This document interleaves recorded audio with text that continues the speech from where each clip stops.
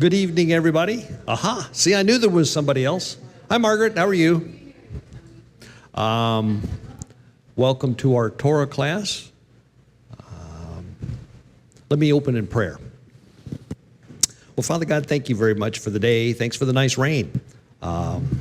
Thank you for this group of people that found time in their schedules to come out and study your Torah. And I'd ask that you just be in our conversation this evening. Help us to listen to one another, but challenge one another, and help us to each go away with some new understanding, new and deeper understanding of who you are, how you'd like us to behave, how much you love us. And I just thank you so much for your Torah. In Yahushua's name, amen. Okay, last week, let's see, we're in Numbers, the book of Numbers, and last week we pretty much finished chapter 10. So this week, officially, we're going to start on chapter 11. But I always like to go back a little bit in chapter 10 and talk about, or the previous chapter, and talk a little bit about what we were talking about when we quit. One of the things we got off onto a big discussion last week, it was primarily because of John, was this deal with Hobab. If you look in verse 29 of chapter 10, bring it out a little, do something. I'm not very good with this thing. Okay, is that better? Okay. In chapter 20, verse 29 of chapter 10, it says, "Now Moses said to Hobab, the son of Reuel the Midianite, Moses' father-in-law, we are setting out for the place about which Yahweh said, I will give it to you. Come with us, and we will treat you well, for Yahweh has promised good things to Israel." And he answered, "No, I will not go. I'm going back to my own land and my own people." But Moses said, "Please do not leave us. You know where we should camp in the desert, and you can be our eyes. If you come with us, we will share with you whatever good things Yahweh gives us." So they set out from the mountain of Yahweh, and they traveled for 3 days. One of the questions I had in the notes was, how long did it take them to get from the Sinai, or from the Mount Sinai to the place where they camped, which was what was it called? The desert of Paran. Got a good map here. One of the things I like about this map is most maps that you find have the path of the Exodus. And because there's a controversy about the path of the Exodus, you don't know whether they came across here and they went to the traditional Mount Sinai down there. That's what 90% of all the Bibles say, is that Mount Sinai is here in the Sinai Peninsula. But we have good reason, scriptural reason, to think that it's in the Arabian Peninsula, which is over here. And Jethro, who is Moses' father-in-law, was a priest of Midian, and this is where Midian is over here. And so there are at least two other reliable sources who think that the crossing of the Red Sea was done over here at the Gulf of Aqaba. By the way, the Gulf of Aqaba and the Gulf of Suez are both parts of the Red Sea. So it could be the crossing of the Red Sea on either one of those, and it would still be valid. But anyway, I tend to believe that Mount Sinai is over in here somewhere. But the reason I like the map is because it doesn't necessarily tell you what it thinks. And it's got all the other good stuff on here. So if you go with my theory, and you don't have to, and you figure that the Israelites were down here at the foot of Mount Sinai, how long were they at the foot of Mount Sinai? A little over a year. A little over a year. Because they got there about the middle of the second month, and it says here in verse 11 of chapter 10, on the 20th day of the second month of the second year. So they were there for a little over a year. Then they left from there, and they went up here to the wilderness of Paran. And how long did it take them to get from Mount Sinai to the wilderness of Paran? That's what I just read you. It was 3 days. Let me see if I can find it again. I got to put my glasses on here. Is this the 3 days thing? Yeah, 3 days thing. Verse 33? Verse 33. So what is this describing, this 3 days, in your understanding? Well, I think it's pretty clear. The 3 days are how long it took them to get from Mount Sinai to the wilderness of Paran, where they camped next. Took them 3 days. Mark.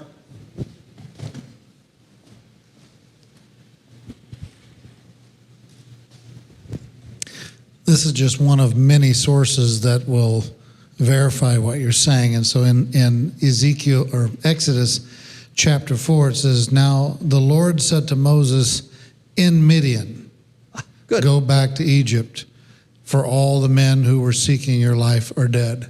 Mm-hmm. That's so a good one. The mountain that he saw the Lord at is in Midian, because he was in Midian Yep. when the Lord spoke to him. Yep. Yep. There's even there's a reference in the New Testament, the Brit Hadashah, because one of Paul's writings says the Lord told him to go back to Mount Sinai in Arabia. And this is not Arabia. This is Arabia. So, anyway. Wait, okay, if you're going to have a long question, then we'll get you a microphone. Well, Egypt's down here. It says Lower Egypt. It's really interesting because it's always confusing because Lower Egypt is north of Upper Egypt, but that's because it's the way the river flows, right? So they must have really gone down. Well, no matter what story you believe, they crossed either here, somewhere in here, or over in here. They didn't go through the desert here. Yeah. When God was guiding them, you remember one of the things it said back in Exodus is the easiest way to get from Egypt, they were living in Goshen. The easiest way to get from Goshen over to Israel here is to go this way, right? And he said, I didn't send them this way because I wanted them to, I needed to test them. I needed for them to go through some experiences. And besides, the Philistines were over in here, and they might be afraid of the Philistines. Marvin's got something. Do you? Mm-hmm. Okay. You got to bang on old John there a little bit.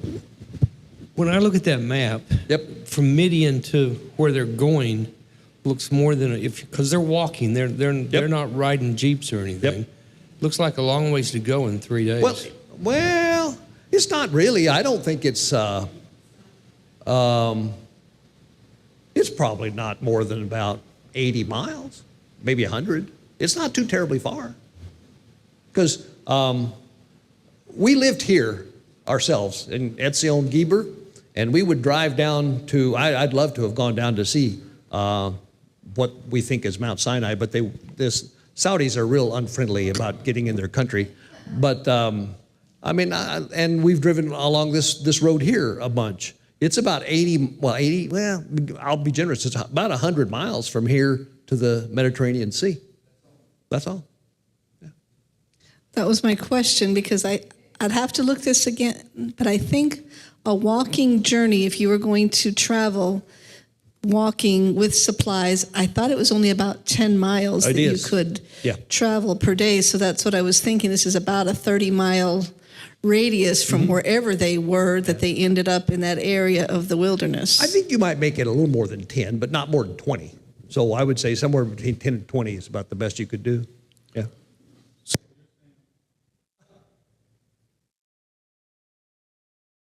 Dead? He's dead, Jim?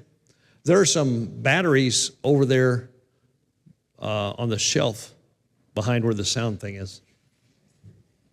Good, that way I can go on talking for another minute.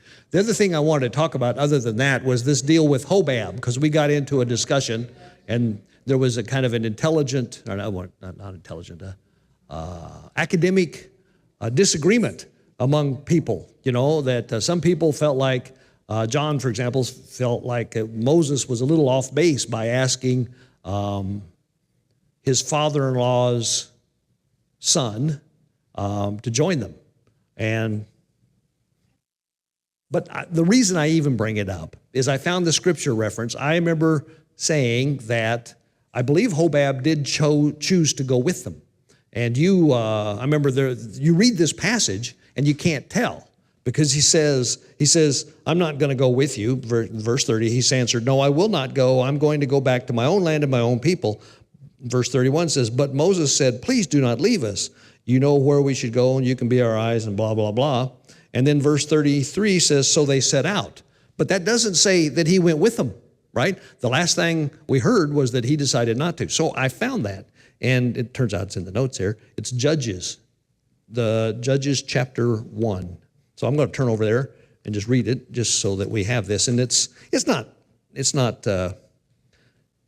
what do I want to say? It's not like cast in concrete that this is the case, but I'll read what it says, and you can tell me what you. Judges chapter 1, verse 16 says, "The descendants of Moses' father-in-law, the Kenite, went up from the city of the palms with the men of Judah to live among the people of the desert of Judah in the Negev near Arad."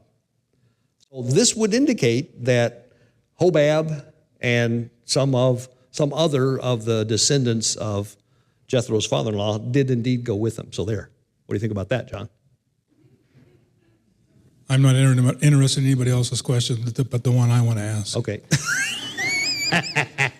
That's just fine. Go ahead. Well, the joke I like to say, how far can you walk into a desert? Halfway, then you're walking out. Yeah. Or, a forest. But the same thing applies to the desert. They only need to go to technically be in the. They don't have to go all the way to the Mediterranean Sea. Oh, absolutely not. As a matter of fact, wilderness of go Paran 20 is miles. here, and it's probably that big. If they went to the edge of it, it's probably 25 miles. Yeah. Good point. I think one of the things that's really kind of exciting to me is a lot of these places you can go find today. Like Etzion Geber has a different name. It's called, on one side of it, it's called Elat. On the other side, it's called Aqaba. But Aqaba and Elat are clearly that place. Kadesh Barnea is there. It's named Kadesh Barnea. It's a little settlement. It's a boots, and it's about, walking distance, 2 or 3 miles from the border with Egypt. Arad is there. Beersheba and Hebron, of course, are there. So a lot of these places are still there. And I just think that's so fascinating because, like I always tell people, this is not like Narnia, where it's a made-up map and made-up names. These places exist, and you can go be there. Anyway, okay, I've got that map, and I wanted to have that because we're going to need a map here as we move through Numbers and we kind of figure out where they went. Can I talk about my inverted knowns? Sure, I think that's a good thing to talk about. Well, you should explain what they are and why they're interesting. I wonder if I could bring up my document and interrupt your map for a second. Well, if you want to. I don't think you can do that without going back there and fooling around. But no, I know, but can you do something in the meantime, or do you need the map? A little soft shoe or something. Right. Give me a cane and I'll give it a shot. No. Well, we can. You could. Why don't you? I don't want to spend. If you don't want to spend a lot of time on it, that's fine. Why don't we come back to it a little Okay. later? Is that all right? I thought it was interesting. That's fine. Okay. I feel kind of bad, Well, not too bad. Is there anything else in chapter 10 before we move on to chapter 11 that you'd like to talk about? Yes? No? You just want to move on. Okay. Well, I wanted to tell you that I felt like it was, never mind. Chapter 11. Margaret has a question. Oh, I'm sorry, Margaret. Go ahead. I think we were talking about the menorah, and you said something about it having like little reflectors. Yeah. Mm-hmm. And my only comment there was that the tabernacle had gold plated walls. Absolutely. So reflectors might have been kind of superfluous. Yeah. That's fair point. And if it was placed over to one side, then it would reflect, and it would be like a mirror reflecting, like when you got two mirrors. That's a very and point. it reflects over and over again.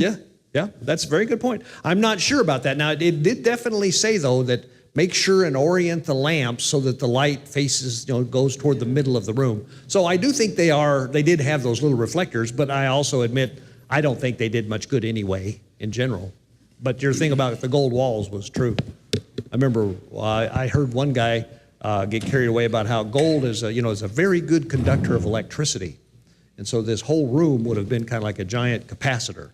And he made a bunch of assumptions about that. And I thought, well, maybe. But anyway. Anything else? Okay, in chapter 11. Let's just read the first 3 verses first because there's a breaking point. Someone would like to read chapter 11, verses 1 through 3? Yes, go ahead.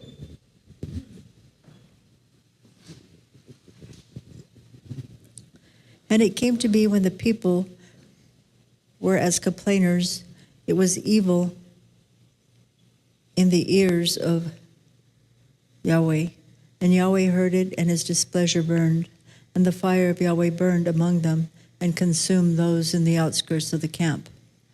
And the people cried out to Moshe, and Moshe prayed to Yahweh, and the fire died down. Then he called the name of the place Tabrath, because the fire of Yahweh had burned among them. Okay?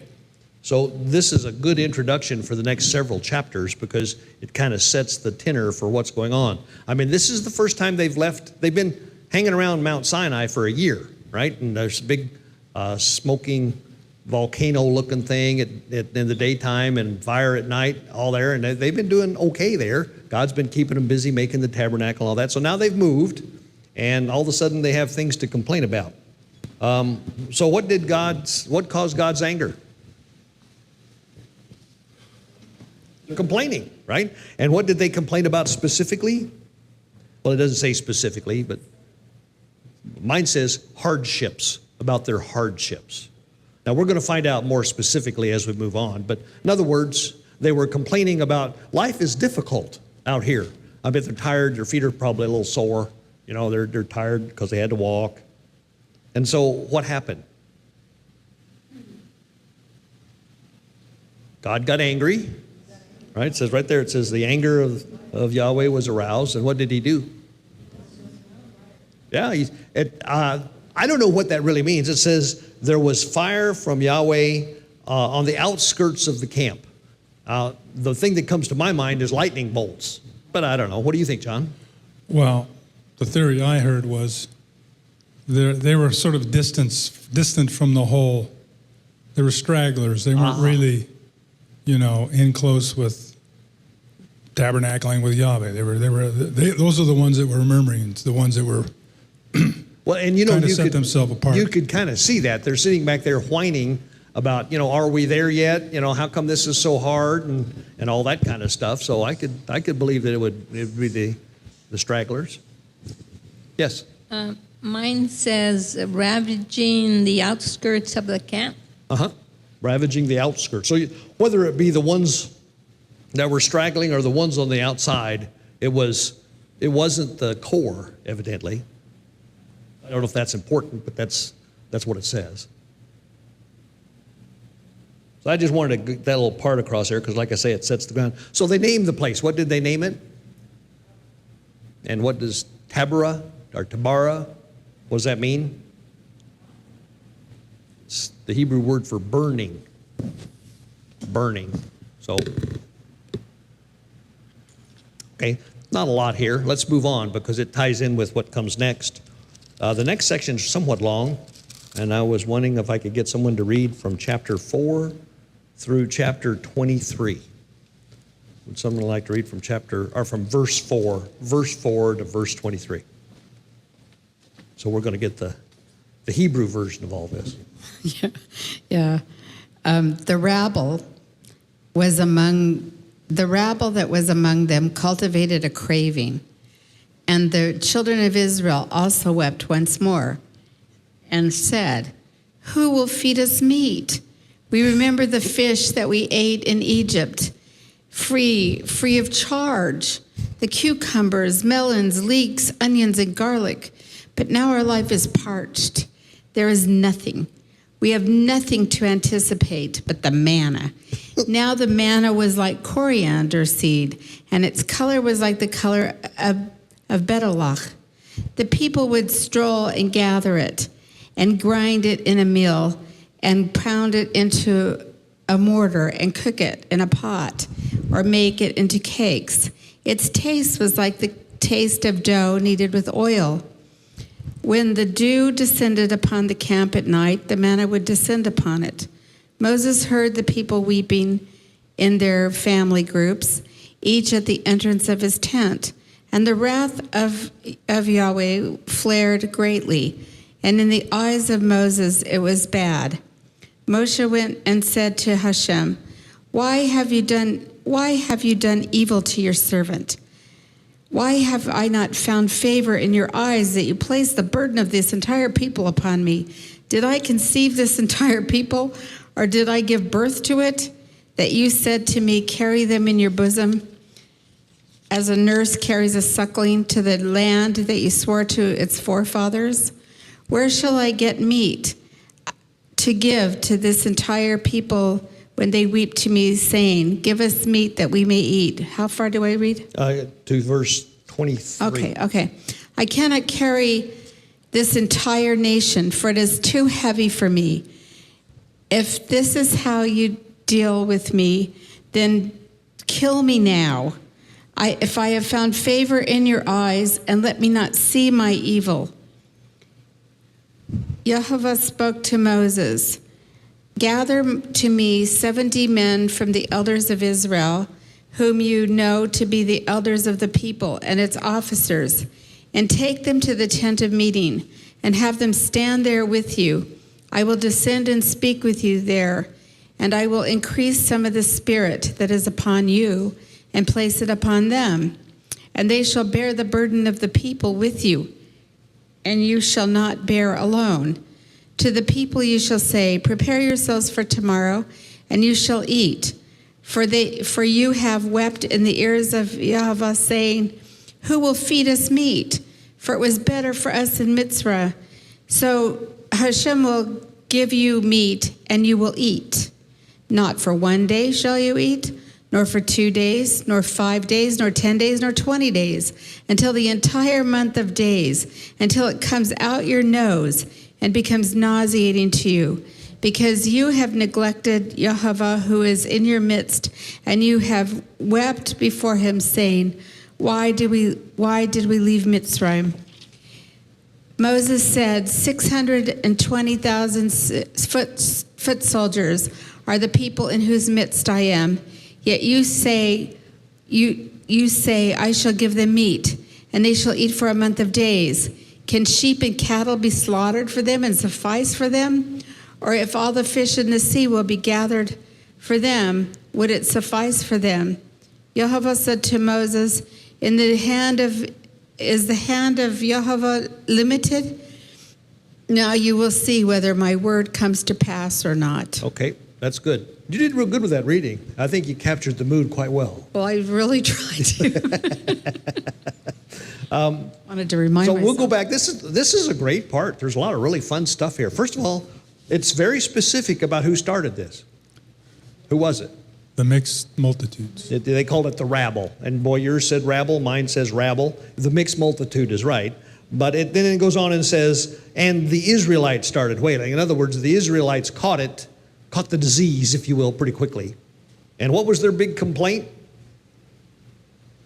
We never had it so good back in Egypt, or just the opposite, I guess. Yeah. They're saying, man, alive, it's been a year now, and all we've had is manna. Boy, when we were back in Egypt, we had free fish and all this other stuff. And back in the good old days. Back in the good old when we were days. slaves. I mean, I just love it. It says, but now we have lost our appetite. We never seen anything but this manna, just like you said. And then it goes on to describe manna. I thought the best way, when I read the description of manna, have you ever eaten these little sugar cookies that they a lot of times give you with ice cream? You know, they have little thin little wafers, and sometimes they have icing in between. That's what I think it's probably like. I was going to say, there's nothing wrong with those. I could eat those for a year and not really complain, you know. So what do you think about that? What do you think about yeah. I have 3 things I could think of. Okay. Part of the inverted noons things is kind of a complaint of Moses and his relationship to his in-laws. But with that is, with that is the people in the camp.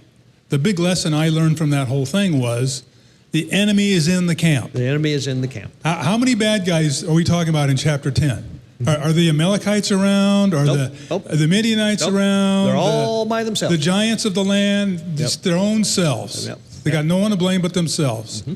And in general, that's probably true of us. Right. So when we're out on Sukkot and we're kind of roughing it, Yep. we should read this verse like every day, this chapter during Sukkot, especially when the whining starts. Yep. Bad things happen when you do that. Yep. I agree. What do you think about Moses' reaction to this? He caught the disease too, didn't he? Yeah, it kind of sounds like he caught it as well. But I'd like to talk about him for a little bit, because what is his reaction? What's his response? That was my thought, is that there does seem to be a difference in where we read at the beginning on 11, where the Lord became angry, and it immediately talks about fire. It says the fire of the Lord burned among them. So whatever fire this is that came from him, you mentioned maybe lightning or something. The place I've seen this before is in Leviticus 10, when it says the fire of the Lord came upon Nadab and Abihu? Yes, Yep. when they were consumed from within. So whatever this fire is that comes from the Lord is connected to when he's angry. Yeah. And it does say to us that in chapter 10, the Lord became exceedingly angry, and Moses was troubled. But we don't see the fire of the Lord coming out as it did in Leviticus 10 or even in the beginning of 11 here that consumes something. It seems like Moses somehow is an intercessor between what the people are doing and the Almighty to kind of, let's work this out here. I'm burdened, they're troubled, you're mad. We need to work out something here so that so we can make this, we can move ahead. It's clearly true that Moses has a unique and special relationship with God. We'll talk more about that just in these next 2-3 chapters. But when the Lord is angry in the verse 11, Moses asking him, why you brought these people on your servant? Why haven't I done this place at you, that you put the burden of all these people on me? Yeah. You know what? Because he thinking what is the matter. They get it outside the Egypt, and he killing them in the desert. Because people are very in comfort all the time, because they missing the meat, they missing the things. Yeah, they're all complaining. But at the time they cannot understanding the plan of the Lord is cleansing them. Take him away of the Egypt, because when he feeding with the manna, it's because they purify their bodies, they can get in the new land. Okay. But it does seem kind of, go ahead. You have something to say. I was just going to say, it amazes me how after he consumed them with fire or whatever happened, that they still complain. Oh, no kidding. Yeah. I mean, I think about that all the time. I mean, they saw the Dead Sea separate, or the Red Sea separate, and they walked through on dry ground, and they've seen all this stuff happen. Man, I think you'd be a little bit cautious about complaining. Yeah. So I think you could kind of make an argument from this dialogue, because they're all, and I don't remember if God does it here, but they're kind of pushing off like, who are they? I didn't bring these mixed multitudes. Who are these people? Yeah. I didn't bear them. Yeah. So I don't like the idea that the Israelites couldn't bring the mixed multitudes, but they on the other hand, it seems to me that they're also instigators of the problem, even if it's just because they're whining so bad. Well, that's fair. So is it reasonable to say then that maybe they should have been better vetted before they went out? Well, maybe, but I mean, tested in some ways. Well, I tell you what, though, I think the real problem, still, you could put some of the blame on the Israelites, because God looks to them to be the representative, his representative. And so when he sees these non-Israelite rabble acting like kids, rather than join with them and say, yeah, you're right, I agree, I'm sick of this stuff too, they should say, now wait a minute, look what God's done for us. They should have stood up. So they should have been, instead of the children of Israel, the adults of Israel? Yeah, there you go. They should have been the adults of Israel. So I think he's got some beef with them on that regard. I think it also points out that all these people are human just like we are. Yeah. Here they are. There's hundreds of thousands of them, and they're out in the desert. They don't know how long they're going to be there. They really don't know where they're going. Nope. And so before you throw a lot of stones at them, It's a tough position to be Oh, in yeah. because God hasn't leveled with him and said what he's really going to do yet. Nope. And he does that on purpose. But yeah, Right. you're right. One of the things I want to talk about just for a minute, though, was Moses' response, because John kind of alluded to it when he said, it looks like Moses got a little bit of the same disease, because he's basically saying, so what did I do that I have to be responsible for this bunch of crybabies? You know, I didn't give birth to them, and, you know, I don't know what to do with them. And he gets quite emotional about it, right? He says, look, he says, if I'm really supposed to be responsible for this group, why don't you just kill me now? Because it's clearly above and beyond me, and I'm not going to be able to do it. You know, and that it's somewhat out of character for Moses, I would think. Lisa? Well, now that you said that, I almost forgot what I was going to say. Well, I'm good at that. Okay, but I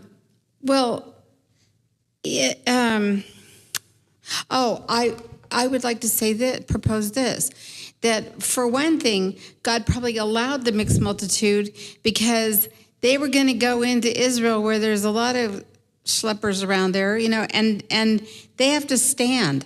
And so, you know, you have to learn to stand. Mm-hmm. Well, that's true. In this but world. That's a fair point. And not only that, but God has never been, you can't come because you're not one of us kind of God. No. Yeah, he's never been that way. But But the test is, show me your actions. well, sure. You And can't just say, you know, I'm a good guy. I get to go. Well, let's go back though to Moses. So him being, you know, him joining on the whining bandwagon.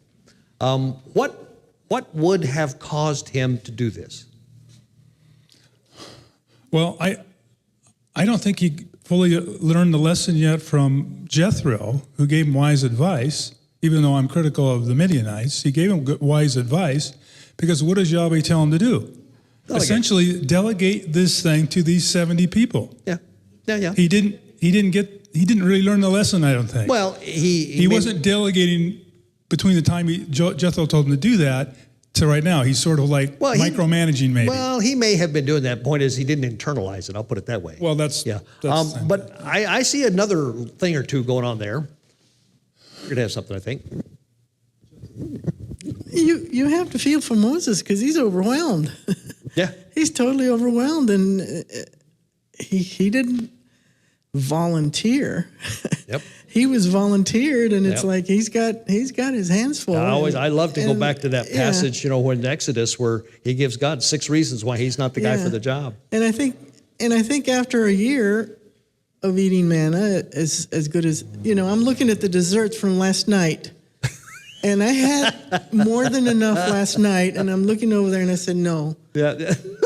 too much. And too that's only much. one night. Yeah, that was only one night. So I can see it's like Moses pretty much is wanting to turn these people back to Yahweh and say, take care of them. Yeah. Do something. Yep. Were you going to talk about that too? Oh, yeah. Okay. I'm not done yet, but I just want to see what everybody's got to say. I was going to make the same point that back at the burning bush when he argued with God. I think it's more the fact that he doesn't think in his own mind he can do it. Yeah. And he's scared. Well, and he says that. Right. And Yeah. that's what this is all Yeah. about. It's his unbelief in himself Yeah. more than anything Well, else. I figure there are probably some part of 3 different things going on with Moses.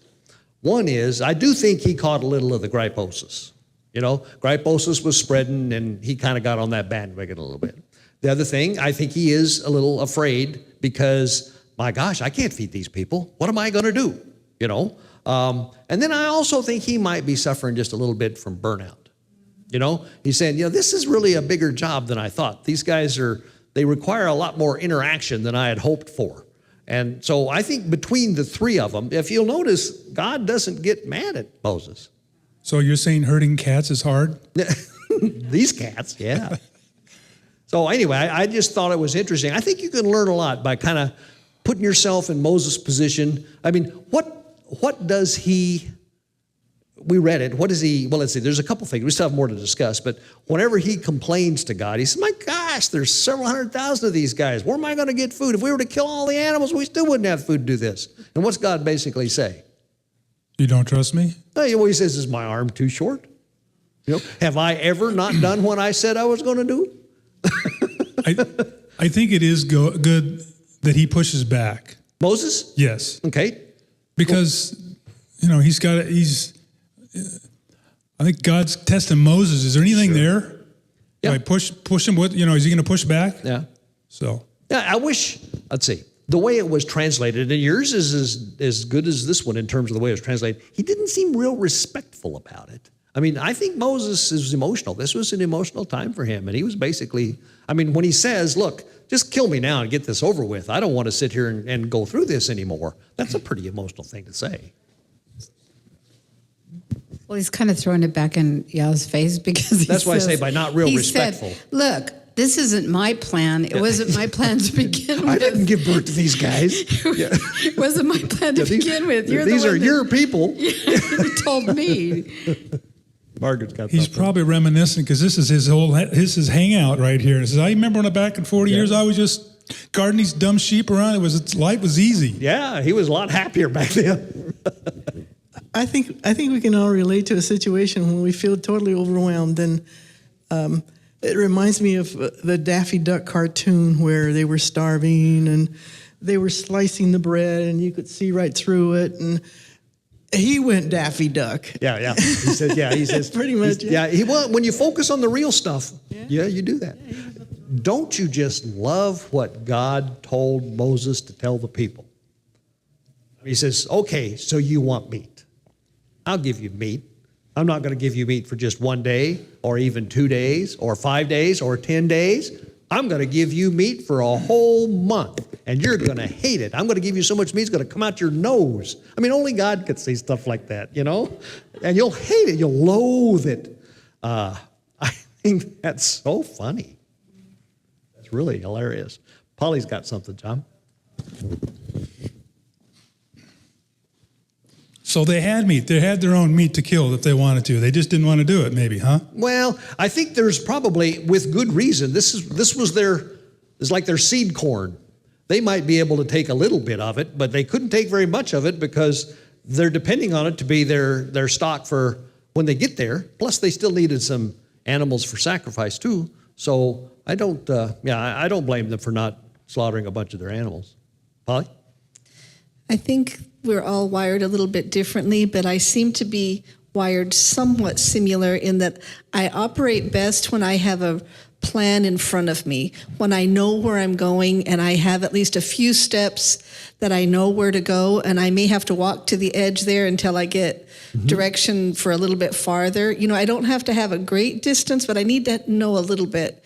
And I think Moses doesn't have a roadmap either. No. He does not know what tomorrow holds or what tomorrow brings, and he's just operating day by day. And I think we just see they've gotten to an end. And the Father, like you just mentioned, he says, you want to know what's going to happen next? Let me tell you, it's going to be so much of what you're wanting. Let me tell you what the next 30 days are going to hold for you. And maybe it's best sometimes that we just wait and be content and not need to know what the next 30 days are going to hold and be sufficient for what today holds. I think that's good advice. I thought about that a lot too. I mean, I always, in my private discussions with God, I tell him, I think I'd do a lot better if you just show me where it is we're going here. I could kind of get a vision for the whole thing and I could go that direction. And I think there's two things he does there. First of all, he says, if I showed you, I don't think you'd want to go. That's one of the things he says. And the other thing he says is, if I showed you what to do, you'd try to do it on your own.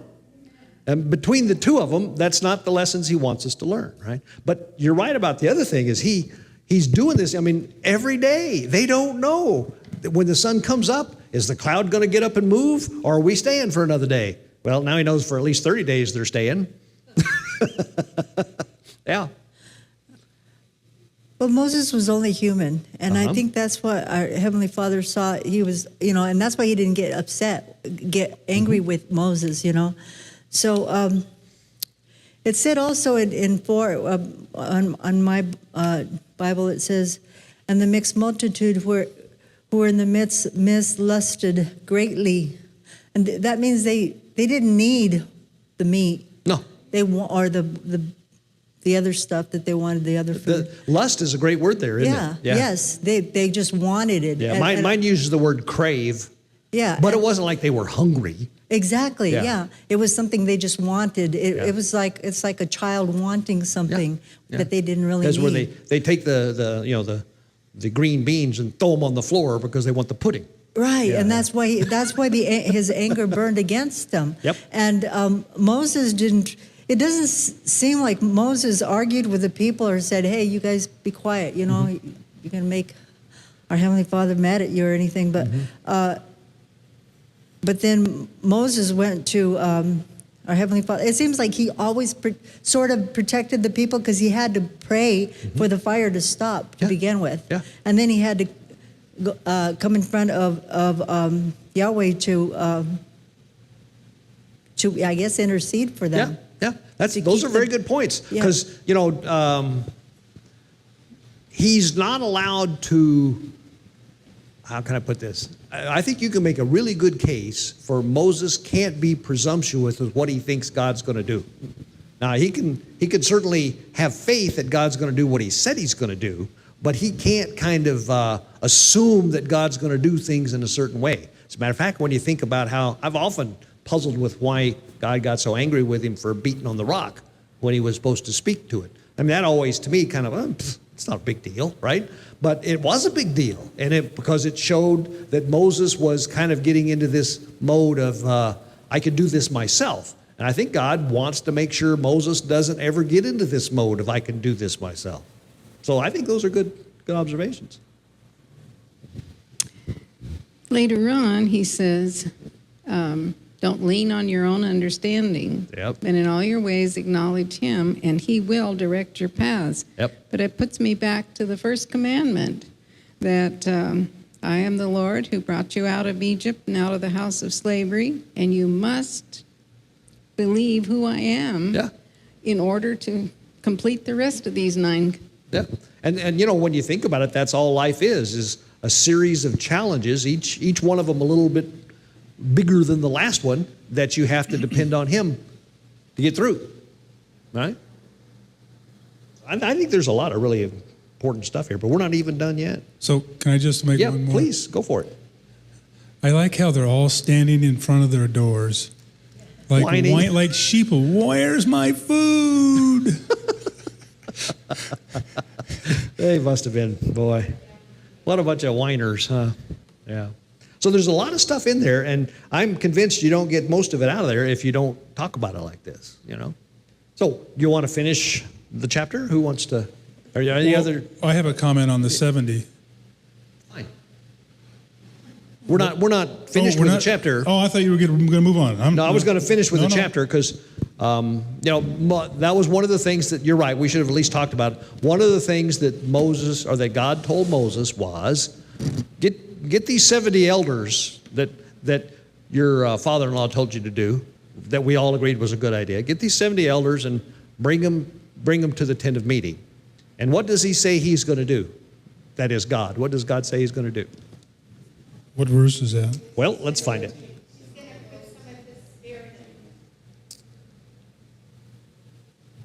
Yep, I want to find it exactly because I want to know 17? the words. 17. He says, I will come down and speak with you there, and I will take of the Spirit that is on you and put the Spirit on them.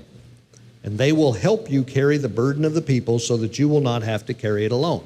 How- Now, you're right. That is exactly what his father-in-law told him back in Exodus. But, Well, couple of points. yeah.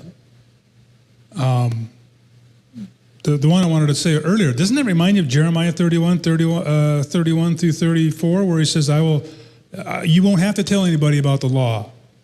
You already know it." Yeah, I'll write it on your heart. That's what he is doing to these guys, I would say. Well, I think the thing that really amazes me is it looks like Acts chapter 2. Right? He says, I'm taking my spirit. I'm going to put my spirit on these people. And once you have that, you don't have to have somebody teach you what the law is. You just know it. Yeah. I'm always, this really floored me the first time I read it because I thought, well, heck, I didn't think the Holy Spirit was involved at all until after Yeshua. But obviously that's not true. Mark has something. So you're saying he put his spirit on some of the people? Mm-hmm. Would you call them spirit-filled? You might indeed. Yep. I think it's also interesting the way he says, I'm going to take some of the Spirit that I put on you and put it on them. I thought that was an interesting way to put that. Beg your pardon? And they Yeah. prophesied. Well, that's where we're going to get to. I want to talk about that too. Go ahead. Well, just back to the Jethro connection. Okay. It may have been a good idea, and I don't recall, but does Moses ever go to God and say, hey, God, I was talking to my uncle-in-law, and he said to do this. If he would have done that, would have this? Well, in other words, Yahweh is not going to share the glory with Jethro. He's going to do it the way he wants to do it. It's a good idea to delegate it, but you need to come by me first and make sure okay. the ducks are in a row. You could be right. I've got a couple of thoughts there. First of all, I don't think it specifically says that Moses went to God and God said it was a good idea. Why don't you do what Jethro said? No, I'm suggesting he did. Okay, I don't think he did. So I think you're right on that. On the other hand, the impression you get from reading it is that he did that. Okay? Now, I think the situation here is a little bit different in that he may not have done it to the degree that he needed to. Right? There's delegating and then there's delegating, right. You know? So he may have done the division of labor and the hierarchy and all that kind of stuff, but he may have been still micromanaging a fair amount, if you will. And he certainly appears to have kept the responsibility for himself, right? So I guess my point is I don't know that I don't think it was black and white. I think what Jethro advised him to do, he did. I don't think he might have done it to the degree that's going to get done now. But I think I'm having it both ways, bottom line. Well, I agree that he probably didn't do as much as he said, but I think it's pretty clear that Jethro advised him to check with God. He said so in a couple of different statements. Also, I'm trying to find, I don't think he told him how many people to get. That may be true. And if I'm correct on that, that might mean that this 70 that Yahweh told him to get was something much later on down the road, and not really connected with that he may have had advisors at that time. Yeah. Sure, it could be two completely different sets, really. And if so, I think it's nice that Yahweh was giving confirmation that getting help wasn't just a Jethro idea or just a one-time thing. And I think that's important for us because later on in the New Testament, it tells also about how we are supposed to recognize ourselves as a family that need help, need each other. Yep, that's a good point. Are these two groups that are helping? My question is this two groups that's helping Moses? You know, the first group was the ones with the law and, the judicial system. And this is is this the same group or is it a different group? Well, it's hard to say. It's very hard to say. Now, I hadn't really thought about that until Pat brought it up, but it could be that the ones that were in Exodus were his lawyers. His lawyers, his civil administrators, and these are his spiritual administrators. Right, and that raises another question. In the first group, I don't remember anything about the Spirit coming on them. Oh, no, it wasn't there. So this is the first. Yeah. But he does advise them very strongly to teach them the Word of God. Teach them. Jethro does. That goes with being a lawyer. That's part of the judicial process. It's executing law and it's teaching the law. We had lawyers all the way back then. Boy. I know. Well, part of Moses' problem could have been this, because I'm a master micromanager, and because I could never communicate to my assistants, my paras in the classroom, what they were supposed to do. So it's very difficult sometimes to communicate to, for me anyway, I found it extremely difficult to communicate what you want them to do and what the plan is. Let me take a 2-second rabbit trail here. One of the things I learned, I spent 20 some odd years working for Hewlett Packard, and they were really good at a lot of things. And one of the things they were good at was creating an environment where people could do well. And the way they said you delegate is you tell the person what you want done, what you want the end result to look like, and you invite them, and when you want it, and you invite them to tell you what they need to get there. And then you let them go about it whatever way they want. And if they screw up, you let them screw up because they need to own it. And if you'll let them own it, then they'll figure out the best way to do it and they'll get there. But if you sit there and you tell them, no, don't do it that way, do it this way over here, then it takes away the incentive for them to learn how to do it them well and how to excel. And I learned that lesson really, really well. And so maybe Moses suffered from that. I know I do too. Anyway, let's finish chapter 11. Chapter 20, or verse 24 to the end. Would someone like to read from verse 24 to the end? Don't everybody raise up? Okay.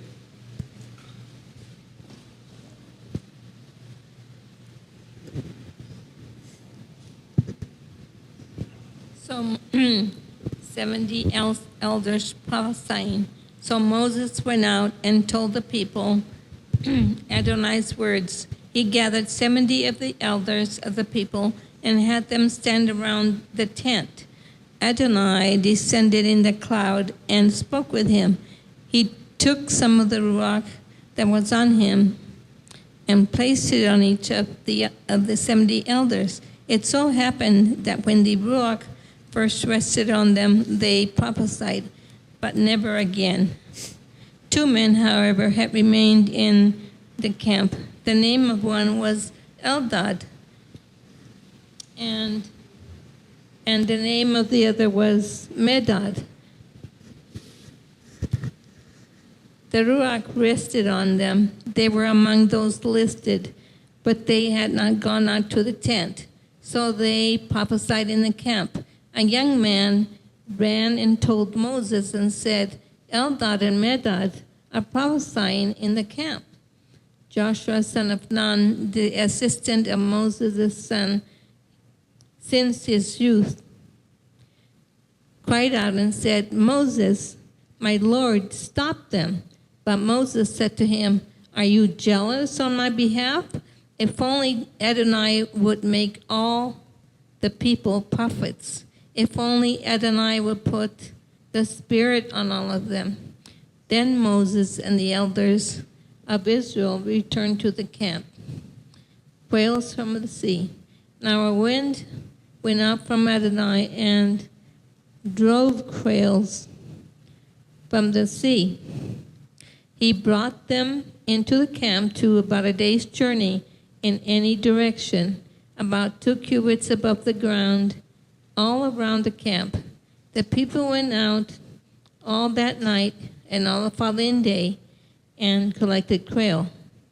No one gathered less than 10 omers. They spread them out all around the camp. Yet, while the meat was between their teeth, before it was swallowed, Adonai's anger burned against the people. So Adonai struck the people with a severe plague. For that reason, the name of that place was called Kibroth Hattaavah, because they buried the people who were craving. From Kibroth Hattaavah, the people journeyed to Hazeroth and stayed in Hazeroth. Okay, thanks. So starting back in verse 24, so Moses went out and got the people, the 70 elders, and brought them into the tent. And it says in verse 25, he took of the spirit that was on him, Moses, and put the spirit on the 70 elders. When the spirit rested on them, they prophesied. Now, it says, but they did not do so again. And mine has a little footnote, and the footnote is, and they continued to do so. So I gather that there was some confusion about the way that should be translated as to whether they didn't do it anymore or they did it from then on, because evidently they couldn't figure it out. At least these translators couldn't. I don't know that it matters a whole lot, but I want to talk a little bit about what they did. So the King James says they prophesied and did not cease. And did not cease. Okay, so that goes along with and continued to do so. Like I say, there must have been some confusion about that, and I don't know why. But what I want to know what you think this looked like. Well, I'm still back to my argument about the comparison to Jeremiah, because I can't help but think law all the time. It's all about the law. Okay. And when you talk about spirit, you know, that's not just a nice, warm, fuzzy thing. To me, you're talking about the law form in the jurisdiction of the heavenly realms. It's still law. Well, fine. What did this look like? Jeremiah 31:31, where they will know the law because I will put it in their hearts. Okay, let me read the verbs here, though. It says, he put the Spirit on the 70 elders. When the Spirit rested on them, they prophesied. What did that look like? What does prophecy mean? Well, I'm asking you. Okay, to me it means, what were the great prophets? What did they tell the house of Israel, for example? If you guys don't shape up, you're going to get the bill of divorce. Okay. So, again, they're teachers of the law. They're just a little bit different. They're telling you about things that are going to happen if you don't follow the law. It's still teaching the law. So wouldn't you agree? I'm not disagreeing. Or would you disagree? I guess. No, I just want to know what it looked like. So are they Well, going to run around quoting the Ten Commandments? What are they doing? I want to know what it looks like. Well, it's teaching. It's these guys don't own the mixed multitudes and the Israelites. They don't own this stuff yet. They're talking a good talk. They heard, we heard you, God. Whatever. I want some food to eat. Yeah. You know, they don't. Where do own I this sign? stuff. Right. I understand. They're not sovereigns, if you will. They're not. Okay. And what does the 70 represent? Well, 70 is what the number of universality. Well, to me, it's the nations. Israel's supposed to teach this whole word of God to the nations. That's fine. Same thing. Mm-hmm. I want to hear some other opinions about what it looked like when these guys prophesied. Well, I was thinking the same thing because they just prophesied. Okay, was it one day? Was it several days? I mean, because the thing is, if you're really going to teach somebody, if you're really going to speak forth what God is saying, then it takes, it takes time. Yeah, it's not just a one-day thing. I'll buy that. I'll buy that. Somebody over here.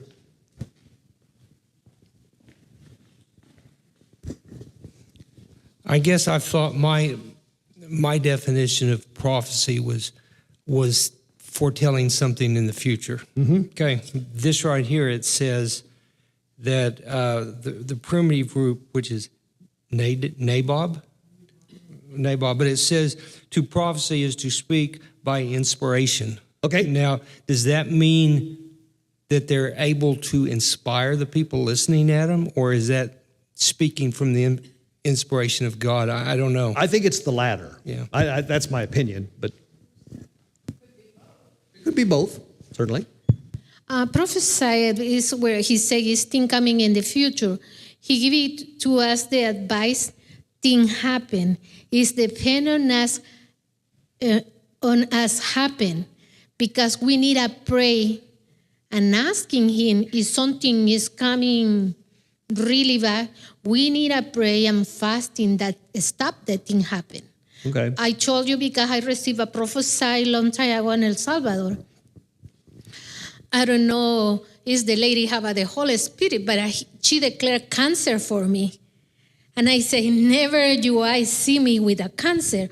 And I start praying about it and fasting many, many days, most 3 months, I think, every single day, asking God for giving me for something I did. I don't know. I'm younger at the time. I'm 21. Mm-hmm.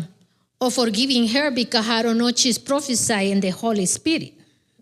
Okay. I don't know that, but things don't happen. Okay. So that's. But later things coming, we need to pray all the time. Yep, I agree with that. I was always told that what prophecy was not necessarily telling you what's coming in the future. It was essentially just speaking for God. That's right. You're just basically saying what God wants to say. Yeah, but that's neither here nor there. Go ahead. Yeah, it's basically, I think, what I think is speaking the word, his Torah. Yeah, He's basically using a person as his mouthpiece. Yeah. But again, I still want to know kind of what it looked like. Well, can I just echo what you were saying? Mm-hmm.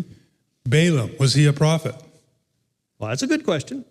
He was. He certainly was. He spoke. He bet he was. He Yep. spoke very eloquently about Yeah. Israel. Even though it wasn't at all what he wanted to say. It certainly wasn't what Balak wanted him to say. He didn't get paid for doing that, right? But he said what God told him to say. Yep. Well, I don't know. This confuses me a little, only because like I say, I still have difficulty understanding what it was these 70 guys did. I'm confused about the two that are outside. Well, we're getting there. Okay. So, I don't know. I really honestly don't know, because I don't, if I were sitting there, I don't know what these guys would tell me that would make me think that they're speaking for God. I don't know. Maybe they just simply said, thus saith the Lord, and then started speaking. Maybe that's what they did. I honestly don't know. It's confusing to me. Yeah. Teaching the law is the instruction of life. There's got to be a knack to it. There's got to be a way to, you have good teachers and you have bad teachers, and you need to tell people what they need to hear and not what they want to hear. Well, that's for sure. So it isn't. I would assume that they're sort of like, wow, this guy's he says all the right things, and I can't argue with him. He makes excellent points, or he or she or whatever, and they know it. They know it's. If that's not from God, then I'm confused, kind of thing. Yeah. Okay. Polly had something, I think. A couple things. Whatever it was, this young man that ran to tell Moses that these two gentlemen were prophesying, this had to be something different than what he heard all the time. Good point. They had to stick out somehow, didn't they? Right, because I'm sure he's heard teachings and instructions and the law of instructions, statutes, whatever it may be, spoken all the time. Whatever it was, it got this young man's attention, and he knew these men are prophesying. Yeah. Whatever it was they were doing. But I want to read something in John. That's fine. Okay. Acts 2. In the last days, God says, I will pour out my spirit on all people. Your sons and your daughters will prophesy. Your young men will see visions. Your old men will dream dreams. Even on my servants, both men and women. So whatever this was that happened, this says in the last days, this happens again. That's great. That's really nice. I like that tie-in. Probably everybody has a much better idea what this was than I do, but that's okay. It is interesting, though, that let's talk about what Eldad and Medad. They, for whatever reason, they decided they were too busy, couldn't go to this meeting. 70 people were going to go to this meeting, and if they didn't show up, nobody would notice. That's what I would have thought.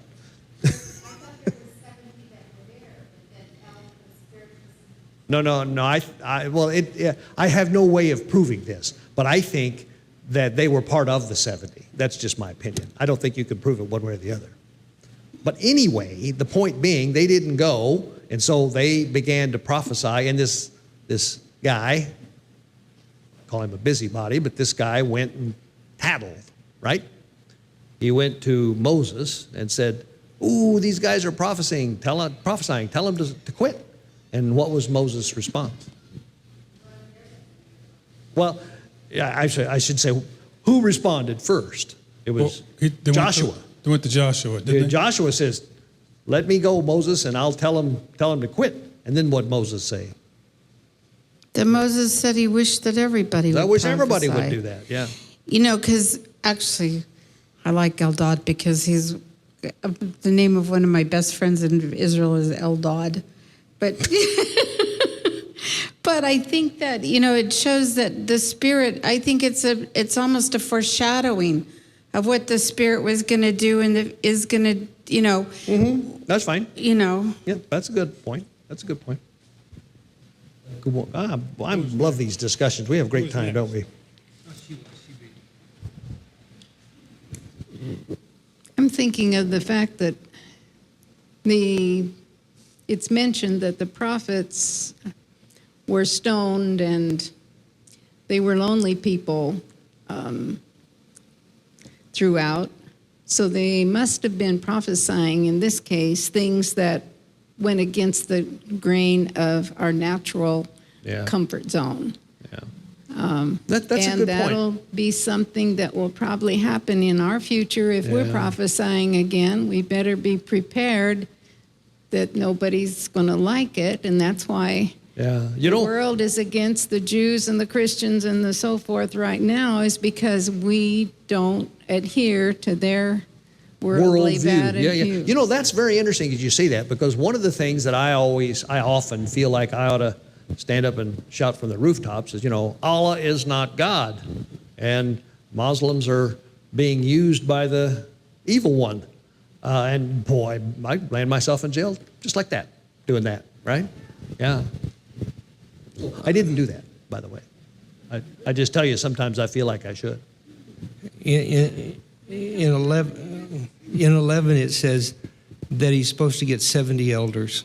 And then later on it says he went out and got the 70 elders and took them to the tabernacle. Okay. The two, what are they? Well, like I say, I think you guys are reading too much into it, but it's my opinion that the two were of the 70. Only 68 went, and I don't think they counted them. So I just think those two guys were part of the 70 and didn't go for whatever reason. Well, why would he say 70 and there be 72? That doesn't make any more sense than what I said.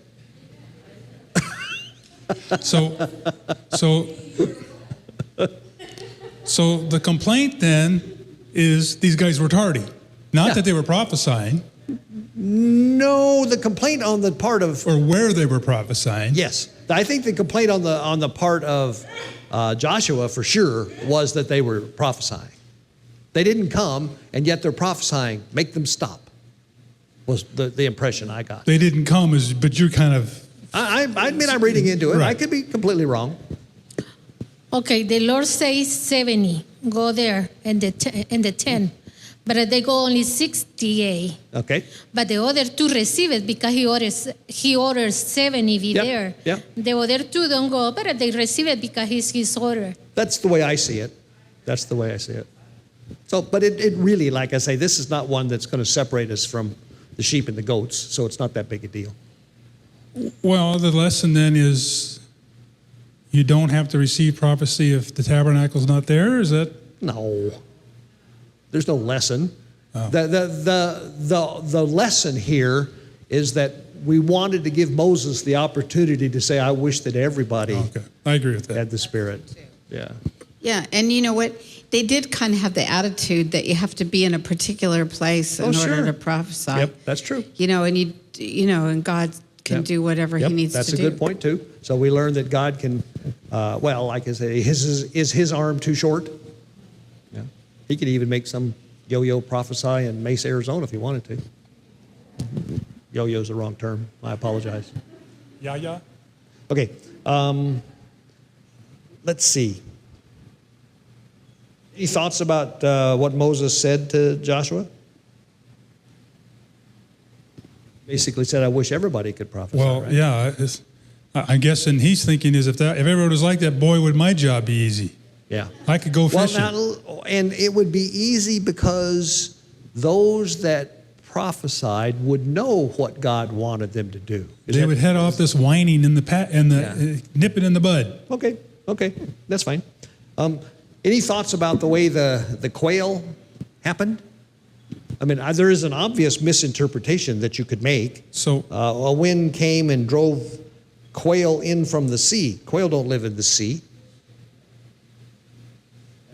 well, that's- that's a direction, right? Yeah. The story behind this is quail migrate, and sometimes they have to cross the Red Sea, for example, and it's not terribly wide, but quail aren't particularly good at flying either. And so they could get across it, and they'd be dead tired, so they're just exhausted. And if a lot of them were doing this because it was the time of year for them to do that, and if everything were situated just right, they could land right there. What does it say? In a radius of a day's walk from where they were. Did you see how deep they were? Did you read that? 2 cubits? A cubit is 18 inches, so it's 36 inches, so that's 3 feet. So you got an area as big as the people were, a day's walk, 3 feet deep, full of quail. That'll last the whole group of them for 30 days, I'm here to tell you. And not only that, but says that, they started eating it, and gee, God struck them with a plague. How do you suppose he managed to do that? Does that have something to do with eating meat that's been hanging around for 30 days? I'm just making, this may not be true, but I guess all of that makes this physically possible if you want to think about it that way. God could do it any way he wants to do it, but it's a tremendous amount of quail, and if they're trying to eat all of it, if it came in and kind of just died there laying on the ground and they got 30 days worth of it, then they're bound, some of them probably going to get sick. My thoughts only. Yep. So I just looked up the Hebrew word. It occurs 4 times. It comes from selav, shin lamed vav. Which word? Quail. Oh, quail. Okay. It's a variation of selah or shalah, and through the idea of sluggishness. So you were kind of suggesting that they were sluggish and falling out of the sky kind of thing? Yeah, well, like I say. And it caused them to be sluggish by getting sick from eating so much of it, I guess. I don't know. It could be. Like I say, quail are not necessarily known to be, all the quail I see, they run around on the ground. They don't fly much. They're kind of like chickens. If you told a chicken he had to cross the Red Sea. He's not going to fly. He's going to walk. Yeah, right. Why'd the chicken cross the sea? Because he couldn't walk. We get a little too carried away. You guys will have to take everything that goes on here with a little grain of salt and go evaluate it for yourself to make sure it's true, But okay. Is there anything else in this chapter you'd like to talk about?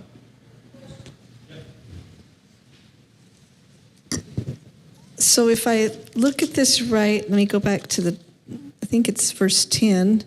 Moses heard the people of every family wailing, each at the entrance to his tent. Uh-huh. So what does this look like? Is this a big mob at his tent that's wanting something? A big mob at his tent? What does this look like? It says there, I always had read that they were at the entrance of their tent, but no. Well, that's what I had thought too. So when you said that, it does say his tent, doesn't it? Yeah, I've always looked at theirs. I was like, wait a minute, tonight this doesn't say theirs. It says, my words changed. This is his tent. Well, in which case it helps understand why he was so concerned. Yeah, he says, man, he was basically saying, these guys are going to string me up. So let me. Would have to say his tents for it to be their tents? No, I think it looks like this is at Moses' tent. Yeah, it says, Moses heard the people of every family wailing, each at the entrance to his tent. Now, is that the person's tent or is that Moses' tent? The other way would say the door of their tents. Yeah. Is this a mob at Moses' tent? So then the Lord becomes angry. He gives them the meat, and then they eat the meat he gave them, and they have a consequence for eating the meat he gave them. Yeah, I think that's just like God. So I'll give you what you want. Let's see how you like it now. Did they do grace? I think the problem was they were greedy and they ate more than they. Well, that's probably true. They saw all the food or whatever birds on the ground, and they said, you know what, I'm going to eat as much as I can. Yeah, I wouldn't doubt that. And they thought it was a blessing. And really, it didn't. It became a curse, I guess. Yep.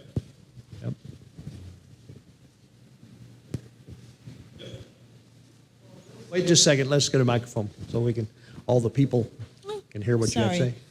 This is mostly a prayer concern for me. I'm thankful to the Lord. I do have a job. But my biggest, I'm getting over some allergy. But my biggest fear is sleeping outside.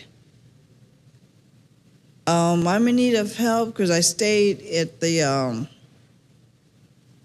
I can't even think of a travel lodge, and it was nice and quiet. And I was told I would need $62 to go back in, so I need help from the Lord and everyone else so I can get some sleep and I have to work tomorrow. Okay. But I have to train a new employee tomorrow. Thank you. Okay. We have about 10 minutes left. We can do chapter 12 in 10 minutes if you want to. Chapter 12 is short. Is this Miriam? Yeah, I'll read it. It's a great chapter. As a matter of fact, if you've been here, you've probably read it with me before because I like it a lot. But I'll read chapter 12 and then we'll talk about it. It all fits into a theme. John had pointed out the other day that we're getting into this one theme kind of thing here. Chapter 12. Miriam and Aaron began to talk against Moses because of his Cushite wife, for he had married a Cushite. Has Yahweh spoken only through Moses, they asked? Hasn't he also spoken through us? And Yahweh heard this. Now Moses was a very humble man, more humble than anyone else on the face of the earth. At once, Yahweh said to Moses, Aaron and Miriam, come out to the tent of meeting, all three of you. So the three of them came out. Then Yahweh came down in a pillar of cloud. He stood at the entrance to the tent, and he summoned Aaron and Miriam. When both of them stepped forward, he said, listen to my words. When a prophet of Yahweh is among you, I reveal myself to him in visions. I speak to him in dreams. But this is not true of my servant Moses. He is faithful in all my house. With him I speak face to face, clearly and not in riddles. He sees the form of Yahweh. Why then were you not afraid to speak against my servant Moses? The anger of Yahweh burned against them, and he left them. When the cloud lifted from above the tent, there stood Miriam, leprous like snow. Aaron turned toward her and saw that she had leprosy. And he said to Moses, please, my Lord, do not hold against us the sin we have so foolishly committed. Do not let her be like a stillborn infant coming from its mother's womb with its flesh half eaten away. So Moses cried out to Yahweh, oh God, please heal her. Yahweh heard Moses.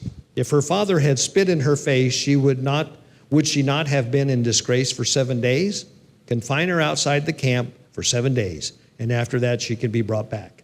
So Miriam was confined outside the camp for 7 days, and the people did not move on till she was brought back. After that, the people left Hazarot and encamped at the desert of Paran. Short chapter, right? What do you think about what went on here? Can somebody describe it in their own words? Okay, that's fine. Because a Cushite is Nigerian. So, I mean, I'm just saying. So if she was Cushite, how was she from Midian? Well, maybe they were up there from Midian. I don't know. Maybe they moved. Let me go back and say there is some controversy about this. Right. Some people think this might have been Moses' second wife. There's no indication that that's the case, but some people think that. Or from Ethiopia, I meant. Yeah, Ethiopia. Other people think that it was Moses' first wife, and it's just never come out that she was Cushite until now. Well, it also says that a Cushite is a euphemistic reference to beauty. Well, okay. I guess it can be. I don't know. I guess I was looking for a more general explanation of the whole passage. No, I wasn't. Oh. Okay, so John will. Well, I have and this is something I just kind of realized this time through the reading. What did we just read? We just read about 70 prophets, right? Yep. And that's what she's saying. Yep. You know, she's trying to make an argument that Moses isn't the only one that can prophesy. Yep. All these 70 others can. We just read it. Yep. So what makes him so special? Right. But when Yahweh gives you the gift of prophecy, that doesn't mean it's a license to abuse that and to abuse the fact that Moses is still, Yahweh's. It doesn't give him a license to challenge God's authority. Exactly. Thank you. Yeah. Go ahead, Pat.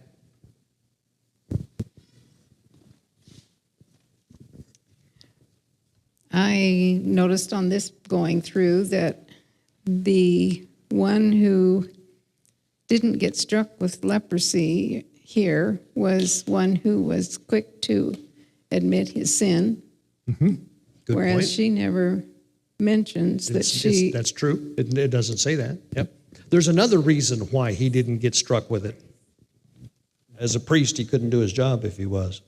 So what did Aaron and Miriam do? What was the essence of what they did that got God upset? Well, they challenged Moses. They challenged Moses' leadership. They complained that Moses was the leader and he wasn't any better than any of the rest of them. Yeah. Right? Namely, the implied there is namely us. He's no better than us, so why is he the leader? That's basically what they did. Now, how long did God take before he decided to deal with the problem?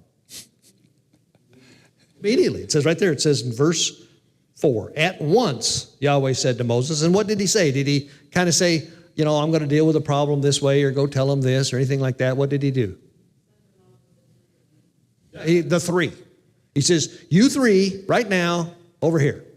It's like he grabbed him by the scruff of the neck and put him down and says, we need to talk. Now, when he got him over there in front of the tent of meeting, what did he do?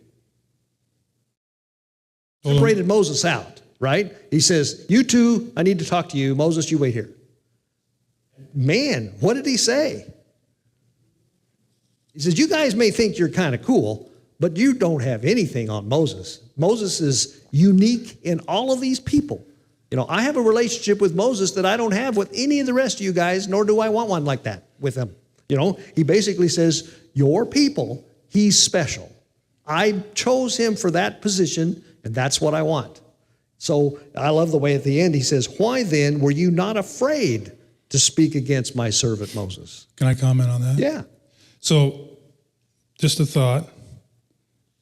I'm suggesting between 8 and 9, there's a gap, a pause. Okay. He asked a question, they didn't respond. I think who would? But go ahead. Well, if you would, Moses didn't have any problem responding to God. Well, that's a good point. He went a little dramatic too, didn't he? So it proves his point, doesn't it? God's point. Well, so in my study of this thing called commercial redemption, not responding to a question is a dishonor. So they dishonored God. Even if it was something like, dramatic, off-the-wall things like what Moses said, they didn't respond. That's what I'm suggesting. Okay. And therefore, they dishonored him. Okay. And therefore, they were judged accordingly. That's fine. There's Aaron eventually does. He kind of catches it. It's interesting that you'd bring that up. I've never heard of that. That's a very interesting thing. But one of the things that it immediately thought to me was that the last few chapters of Job, Job's had these buddies of his tell him all, about why all these horrible things have been happening to him and how he obviously must have made God mad or something. He did something wrong. And he's got these friends telling him what's wrong. And finally, after the last friend kind of, I don't know what the last guy says basically, but God enters the conversation. And he basically says, okay, answer me this, is what he says. And when he says, where were you when I laid the foundations of the earth? Where were you when I did this? And where were you when I did all of that? And he basically goes through this like 2 pages worth of stuff that God has done that only God could do. And then he demands an answer from Job. And Job basically says, I realize now that all my questioning and thinking and trying to figure this out was pointless. Your point is he responded. Yeah, he responded. And that was a good thing. But he responded with, whoa. Acknowledgement. Yeah, right. You got me.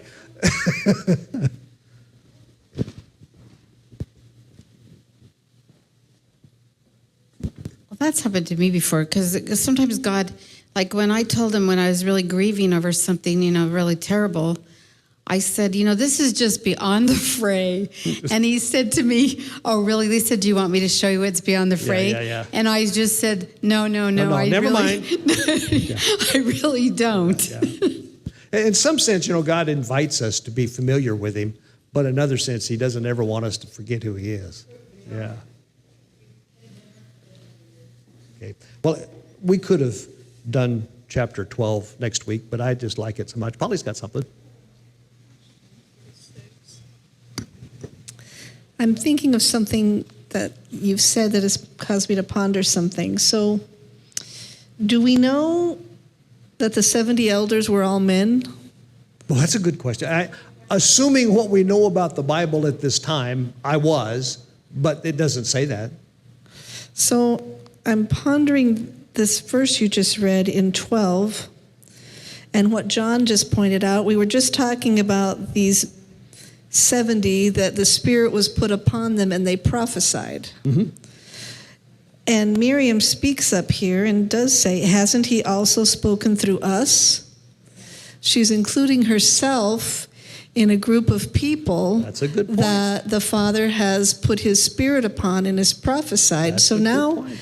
I'm backing up, and now I'm including Aaron and Miriam in these 70 elders, possibly, that the Spirit was upon, and they were prophesying as well. Because then when the Father takes him aside, like you say, at the back, by the nape of the neck, and puts him here, and he says, now listen to my words. When a prophet of the Lord is among you. So if I understand that a prophet prophesies, he's speaking, I reveal myself to him in visions, I speak to him in dreams. Something they can relate to, Yeah. but not so with Moses. So I'm just wondering if perhaps these were if Miriam was one of the 70 elders. Well, that's a very good, that's a good catch. That's a Well, good hold catch. on. In 16, it talks about the previous chapter. Gather unto me 70 men. I looked it up. It's Ish. And also in 24, Moses went out and told the people and the words of Yahweh and gathered the 70 men. Is that this first 70 gathered, or this 70? When were there other 70s? Back when I'm just looking at the previous chapter, chapter 11, Numbers. Well, I'm just saying I'm just telling you what the Hebrew is. It says the translation is men. In the first place, it was Ish. So if you want to say chapter 11, that's the context. Yeah. Well, like I say, considering the times, I would think men. But given what you read about in the last days, Well, it clearly Aaron's- says both men and women will prophesy.